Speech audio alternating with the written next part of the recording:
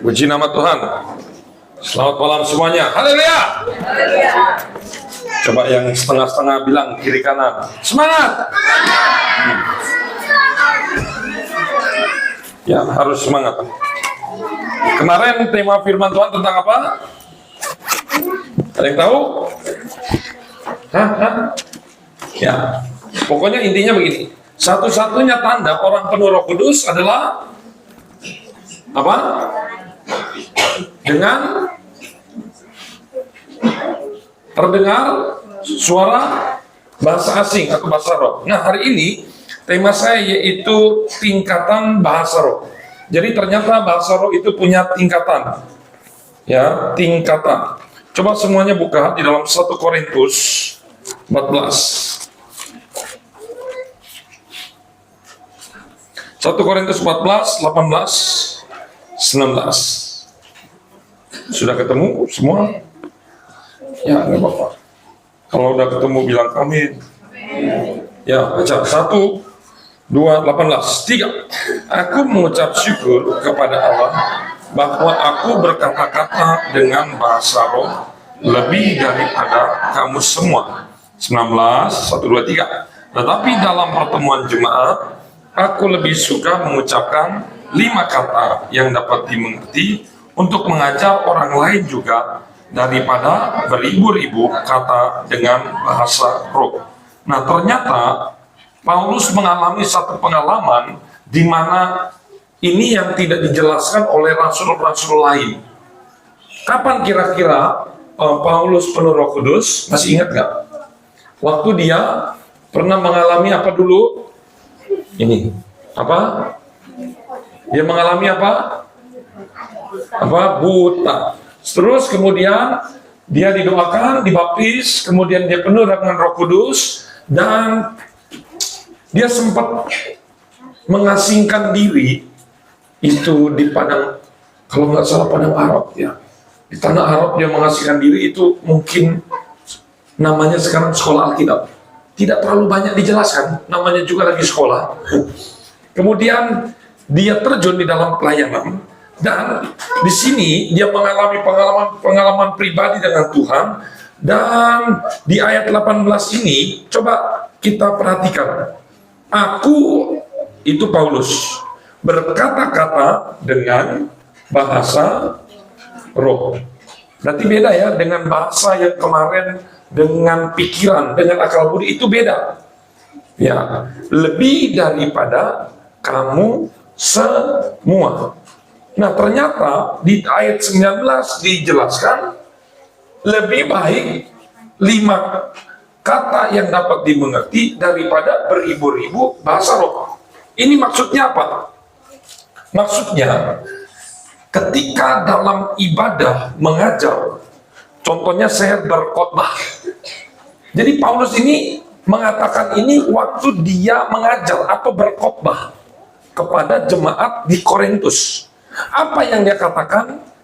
Kalau saya itu punya beribu-ribu bahasa, tapi lebih baik 5 kata. Haleluya, puji Tuhan, Yesus baik dan ajaib. Kita bisa ngerti. Tapi kalau saya sedang berkhotbah, kemudian saya ngerti nggak? Dari awal sampai akhirnya itu menjadi sesuatu yang sia-sia. Itu misalnya begitu. Jadi tugas daripada pengkhotbah atau pengajar, dia harus menyampaikan dengan pesan yang dapat dimengerti oleh penerima. Saya mau tanya, apakah bahasa malaikat itu bahasa Ibrani atau Yunani atau apa ya? Ayo, anggaplah Ibrani dan Yunani, kira-kira bagaimana? Atau bahasa surga? Bahasa malaikat bahasa apa? Atau bahasa Arab? Katanya bahasa surga itu bahasa Arab katanya. Ada yang klaim yang Ibrani, orang Ibrani. Ada yang ini, yang menjadi bahasa mana? Jangan-jangan bahasa Jawa, bahasa Madura. Kira-kira malaikat itu pakai bahasa apa? Hah? Ya anggaplah pakai bahasa surga, setuju? Setuju? Pertanyaan saya, waktu dia mendatangi Maria, mendatangi Elizabeth, kamu akan mengandung. Apakah dia menggunakan bahasa surga atau bahasa yang dimengerti Maria? Pasti ya, bahasa yang dimengerti Maria. Waktu malaikat menampakkan diri kepada Daniel, pasti dia menggunakan bahasa yang dapat dimengerti. Jadi kalau satu waktu nanti ada malaikat atau siapa datang kepada kita, apapun suku kita tidak akan mungkin menggunakan bahasa yang tidak dapat dimengerti. Sampai sini harus fokus dulu. Ini mulai banyak gangguan. Saya nggak tahu ini banyak rawon di mana-mana. Katakan konsentrasi. Sudah siap konsentrasi? Amin. Ya. Masuk lagi. Jason jangan duduk.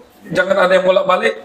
Kecuali anak yang belum sekolah, silakan. Yang sudah sekolah, duduk. Oke. Karena mungkin anaknya nggak keganggu, saya nggak keganggu, tapi bapak ibu matanya melihat sana, akhirnya benih firman Tuhan tercuri. Kalau lihat sinetron, apalagi kita misalnya anak-anak ke bioskop, lari ke toilet, 1 menit aja, jalan ceritanya kita udah kurang seru, betul? Iya.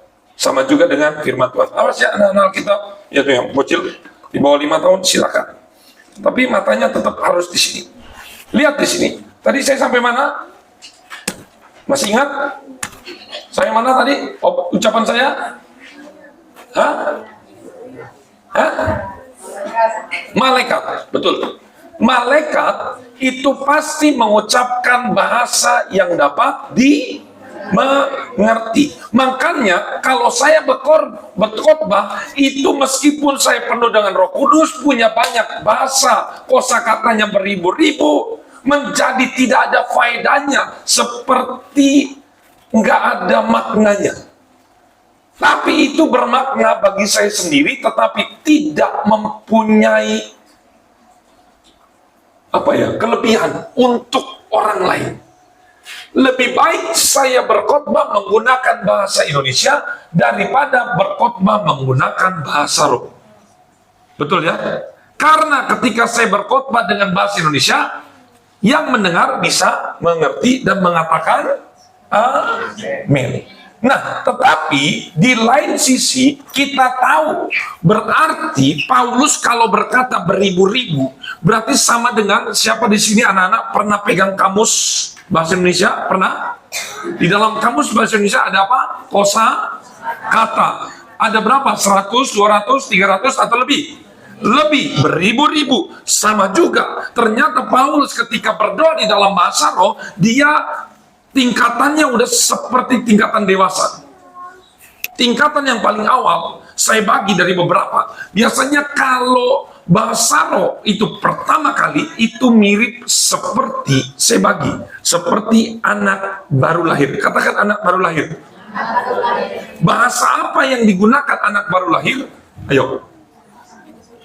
Apa? Dia bisa ngomong, halo om, shalom, bisa nggak? Apa yang bisa? Nangis. Jadi, ingat baik-baik, perhatikan ini serius, bahwa orang yang pertama kali penuh dengan Roh Kudus, itu selalu dekat dengan yang namanya tangisan.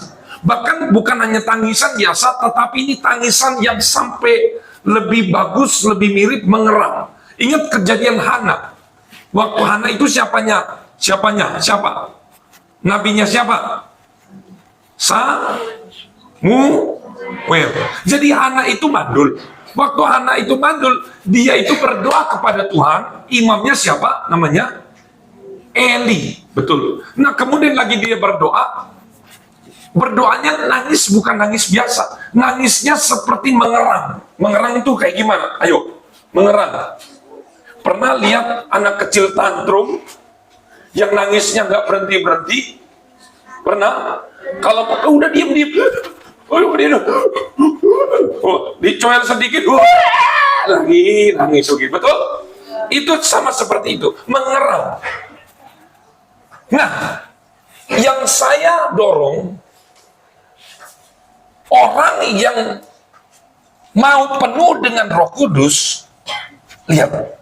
Saya punya banyak pengalaman itu rata-rata hampir dimulai dengan tangisan, dan tangisannya itu bukan tangisan biasa, tetapi tangisan yang mirip erangan. Kira-kira orang menangis itu kenapa? Hah? Kenapa? Kenapa menangis? Sakit. Orang menangis karena susah. Orang menangis karena punya masalah. Nah, ini dia. Ternyata Tuhan itu menggunakan masalah itu menjadi satu pintu masuk. Katakan pintu masuk. Supaya kita itu benar-benar punya penyerahan total. Selain Engkau tidak ada lagi. Manusia nggak bisa menolong, siapapun nggak bisa menolong, saya hanya butuh Tuhan. Nah, kalau saya waktu penuh Roh Kudus, memang pada waktu itu saya berpikir di dalam hati saya, wah saya ini udah bodoh, udah nggak ada harapan, sudah mandesu, masa lalunya juga mandesu atau apa? Masa depan suram, masa depan suram, masa lalu lebih suram, saya masa depan juga nggak tahu mau jadi apa. Jadi jujur, dalam keterpurukan saya pada waktu itu, saya selalu berdoa. Yang saya posisikan bahwa saya ini sama seperti sampah. Bahkan ketika waktu saya berdoa, satu titik, saya katakan, lantai ini kan sebegini, kayaknya masih kurang rendah. Lantai ini kalau bisa dicabut bingkainya, terus kemudian saya ketemu tanah dan pasir, saya akan gali, saya mau masuk. Jadi pengennya itu nyunsep. Saking merasa diri saya tidak berharga. Ini ingat baik-baik. Ketika kita berdoa, saya pikir-pikir, kenapa ya? Waktu awal-awal di sini, jujur, itu pergumulan saya sulit banget, karena hanya saya berbahasa roh, mungkin dengan istri, dan bertahun-tahun begitu, sampai menginjak mungkin agak tahun yang kelima, keenam, itu mulai 1, 2, 3, dan mengalami lonjak itu gitu. Tapi ketika udah mulai arah ke sini, generasi berikutnya, apalagi anak muda sampai sekolah minggu, kita seperti mengalami stagnan di situ. Saya pikir-pikir, kok ada alami yang satu penuh, yang ini belum penuh-penuh. Apa nih kira-kira? Dan ternyata ini menurut pengalaman saya pribadi, itu ada satu titik kebutuhan di mana kita simple sebenarnya. Kurang mengerang, katakan mengerang. Kurang menangis. Kenapa kurang menangis? Karena kurang masalah. Karena kurang masalah, jadi kalau orang nggak ada masalah, orang nggak butuh. Contoh nih, ibu-ibu pernah anaknya step, angkat tangan yang pernah anaknya step. Nah, ternyata kalau step atau anaknya lagi step nih, siapa yang step? Oh ini, lagi step, nanti ngopi dulu, ngopi dulu, santai dulu. Lagi ngantuk, tidur dulu, atau enggak? Panik. Paniknya gimana? Langsung? Ya, kaget gitu. Kaget? Iya. Ketika orang lagi urgent, dia akan melakukan apapun. Bahkan waktu sempat Pak Amin itu jatuh, siapa ya? Saya atau siapa semua, ada beberapa sendal aja lupa dibawa. Ya Pak, saya cerita. Kalau nggak salah saya sendalnya lupa dibawa ya. Oh Pak Eko ya, Pak Eko lupa bawa sendalnya. Loh, sampai cepat mungkin kalau bisa nyampe. Itu kalau lagi urgent, tingkat tinggi. Perhatikan baik-baik. Ketika kita menganggap bertemu Tuhan bukan sesuatu yang benar-benar prioritas pertama, kita masih mikirin arisan, kita masih mikirin utang, kita masih mikirin sakit penyakit, kita masih mikirin sesuatu yang enggak, Tuhan tidak menjadi yang terpenting. Dan kalaupun kita katakan Tuhan terpenting, usaha kita, ketoklah, carilah, mintalah, itu tuh enggak benar-benar seperti ketika kita lagi terjepit dalam masalah, terus kemudian kita minta tolong. Kira-kira ada nggak orang yang, misalnya contoh, siapa di sini yang udah pernah mau tenggelam? Ada? Kayak gimana? Kayaknya mau ngomong aja, kan susah. Betul? Ada yang mau jatuh dari jurang, apakah jatuh dari jurang harus mikir dulu, Pak, atau pakai kata-kata sopan, Pak, nuhun sewu, permisi Pak, atau gimana ngomongnya? Hah? Udah jurang ini, udah jatuh tapi lagi pegangan nih. 1 menit ranting patah. Gimana ngomongnya? Kita pakai susun-susun kata dulu, berpuisi gitu, atau langsung gimana? Teriak kan? Nah, saya perhatikan, ketika kita mau berjumpa dengan Tuhan, ini dalam pengalaman pribadi, sampai dalam titik sepertinya rasanya mau mati. Karena waktu saya mau bertemu, ya kayak gini, Tuhan itu kan kudus. Ketika mau benar-benar penuh, mengalami namanya dimensi di mana ini takut, saya dosa, ini kudus. Kemudian ketika Tuhan mendatangi, kita agak maju nggak, kok ini nangis begini ya, pikiran kita berkecambuk, belum lagi tekanan dari iblis, wah kamu berdosa, kamu nggak layak, wah segala macam. Akhirnya terus kemudian yang di sebelah sana ada yang teriak, akhirnya mata kita lihat, siapa ya, sing nangis, gagal kita. Akhirnya kita balik lagi ke dalam doa akal budi. Ketika mata dibuka, akal budi bekerja, betul? Ketika dibuka, oh warnanya hitam, oh ini hijau, langsung bekerja. Makanya ketika kita berdoa, sebisa mungkin matikan semuanya akal budi kita. Karena ketika ini nih akses. Tapi ketika kita udah penuh dengan Roh Kudus, kita sudah berlatih. Contoh, ketika saya lagi berdoa, apakah saya berjalan nggak menggunakan mata? Menggunakan mata nggak? Menggunakan mata. Tetapi karena belajar terus-menerus, terus diolah, akhirnya bisa 2 server, 2 pikiran, 1 pikiran akal budi, 1 yang seperti Rasul Paulus katakan, bagaimana aku harus berdoa? Aku harus berdoa dengan akal budiku, aku juga harus berdoa dengan roh. Dua-dua bisa. Kalau enggak, nabrak dong. Ini dia. Kita nggak usah kemana-mana. Yang terpenting ketika kita dalam doa, posisikan, saya nggak tahu anak muda ini masalahnya apa. Kalau engkau pernah diputus, engkau harus nangis lebih kencang, harus lebih sakit ketika engkau mau minta dari Roh Kudus.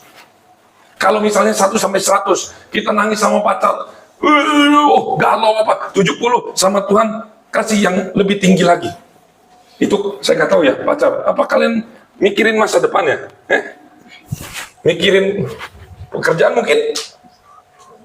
Apa sih kira-kira sekarang masalah yang terberatnya anak muda apa? Anak-anak sekolah apa kira-kira? Ujian. Yang membuat kalian nangis apa? Saya mau nanya nih, anak muda nih. HP disita. Nangisnya meraung nggak? Meraung.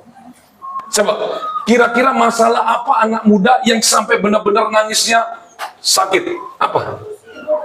Oh, diputusin kan? Bener kan? Bener kan?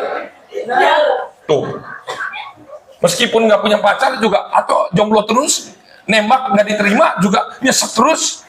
Nah, coba kita pikirin itu. Ketika kita berjumpa dengan Tuhan, kita itu jadi gini loh. Kita untuk pacar tangisannya bisa 1 liter, untuk Tuhan hanya 1 sendok. Wah, ini nggak sebanding nih. Jadi apa yang harus saya lakukan ketika saya berdoa kepada Tuhan? Tuhan, wis kacau Tuhan. Kalau saya nggak penuh Roh Kudus, masa depan saya suram di Tuhan. Tuhan tolong, saya ini orang bodoh. Saya ini orang sama Tuhan. Waduh, kalau saya ini nggak penuh, Tuhan, saya sampai bahkan dalam posisi pada waktu itu salah, jangan diikuti, mengancam. Tuhan, kalau nggak penuh 2 minggu ini, saya pergi. Tapi bukan berarti pergi dari sekolah kita mau kabur, saya nggak berdoa. Waduh, nggak kehitung. Saya ingat, Yang lain setiap habis sesi 2 jam, sesi istirahat. Yang lain istirahat, setengah jam mereka istirahat, saya doa. Ijab, doa. Jam malam, doa lagi. Doa itu udah kayak kesetanan. Wah, pokoknya udah kayak orang gila. Lagi-lagi berdoa, lagi-lagi berdoa. Karena waktu saya cuma 2 minggu. Saya mau buktikan Tuhan. Saya kalau begini terus, bayangin, semua pelajaran saya nggak nangkep. Saya seperti orang, apa ya, orang kayak lagi mau aja, ini ngerti nggak? Nah, kalau ada anak-anak muda, Om ngomong ke kalian nggak nangkep sama sekali. Solusi satu-satunya, ketika engkau punya server satu lagi, yaitu punya pikiran daripada Roh Kudus, pasti engkau akan menjadi sesuatu yang dahsyat terjadi dalam hidupmu. Serius. Engkau boleh bodoh di dalam hal lain, tetapi ada sesuatu yang akan mengajarimu, bahkan engkau akan tiba-tiba mendadak mengerti semuanya, engkau paham, bahkan apa yang nggak kelihatan, yang tidak terlihat, engkau merasa pikiran kita ini, bukan hanya sekedar damai, bukan. Tapi seperti mau melakukan apapun, setiap baca apapun firman Tuhan ini mengerti, setiap bekerja apapun beres. Jujur, saya itu termasuk anak mama. Di rumah, saya nggak bisa apapun. Kacau. Pokoknya kacau. Tetapi, setelah saya penuh Roh Kudus, bukan hanya bisa berdoa, tidak hanya bisa baca Alkitab, tidak hanya bisa mengerti, tapi dalam setiap pekerjaan yang fisik, Tuhan selalu buat saya berhasil. Nggak usah jauh-jauh, naik atap aja saya bisa. Saya itu fobia tinggi. Saya kalau udah naik pusing. Tapi Tuhan sertai saya sampai hal-hal yang begitu. Saya naik genteng, saya mau apa, sapu belakang naik. Kan naik gampang, paling susah turun. Ini tangganya kok nggak nyampe-nyampe ini. Ya, ayo. Yang pernah naik tangga, ini nggak nyampe-nyampe lagi. Tapi semua itu bisa. Mau benerin apa, mau benerin ini, benerin itu, menemukan sesuatu ini, menemukan sesuatu itu, mau pilihan jalan ini, mau pilihan jalan itu, sepertinya semuanya enak. Ada GPS yang mengarahkan, ada sesuatu. Saya pikir orang pintar aja nggak seperti ini. Enak. Saya punya penolong, pendamping yang jamin. Oleh karena itu, hari ini, saya nggak tahu Bapak Ibu punya masalah apa, pikirkan dulu itu. Berarti, kalau engkau mau keluar dari masalah itu, engkau harus, kita nggak usah belajar yang bahasa roh yang ini dulu. Satu, kita lupain semua dulu. Oh, penuh Roh Kudus bagaimana ya? Udah pokoknya kita, yang penting haleluya, puji Tuhan, Tuhan baik, kita ngomong. Tapi kita fokus itu udah nggak usah. Saya nggak terlalu peduli engkau penuh Roh Kudus, harus begini, harus ikutin kata-kata. No. Kita berdoa sampai nangis sejadi-jadinya. Dalam tanda kurung itu sampai mengerang. Ketika engkau sampai titik tahap itu,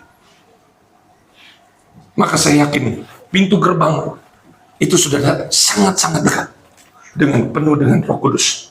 Tanda pertama orang penuh Roh Kudus, saya bagi itu sama seperti orang yang baru lahir. Orang baru lahir nangis. Nanti ketika engkau terus-menerus nangis, jadi setiap doa nangis, seperti anak bayi nangis, langsung muncul kata-kata Papa atau Mama. Itu satu kata dulu. Nanti terus. Lagi kedua kata, 3 kata, 4 kata. Itu sama seperti bayi yang berkembang. Saya nggak peduli engkau mau bahasa Roh Kudus yang mulai dari tangisan, memang harus dari tangisan. Jangan mikirin, oh Om Jericho begini, nggak usah mikir. Yang penting engkau nangis sejadi-jadinya. Nangis bukan karena nangis susah, tapi nangis Tuhan tolong saya. Nangis bukan mengasihani diri, tapi nangis seperti engkau benar-benar cinta Yesus. Engkau benar-benar butuh Yesus. Saya nggak tahu kebutuhan kita apa. Saya nggak bisa ngomong, ayo abis ini semua nangis semua ya. Masalahnya kalau nggak punya masalah, gimana kita bisa nangis, apalagi pria. Susah kan nangis. Tetapi biasanya orang menangis karena ada apa? Masalah. Kita ingat, kalau saya media yang pertama saya ingat, kacau saya ini. Wah, amburadul. Hidup saya nggak mau begini. Kalau begini hidup saya, mendingan nggak usah hidup. Gimana caranya supaya berubah? Satu-satunya cara, saya harus penuh Roh Kudus. Saya benar-benar, kalau ketok pintu, saya bukan hanya permisi, saya pukul kuat-kuat. Saya minta, Tuhan, kalau orang minta di sana, misalnya udah keserobot, biarpun saya jauh 10 meter, tapi suara saya itu bisa sampai 100 meter. Berdoa, saya nggak peduli. Orang-orang itu tidur, yang penting saya berdoa. Minta, cari, ketuk. Mari kita berdoa.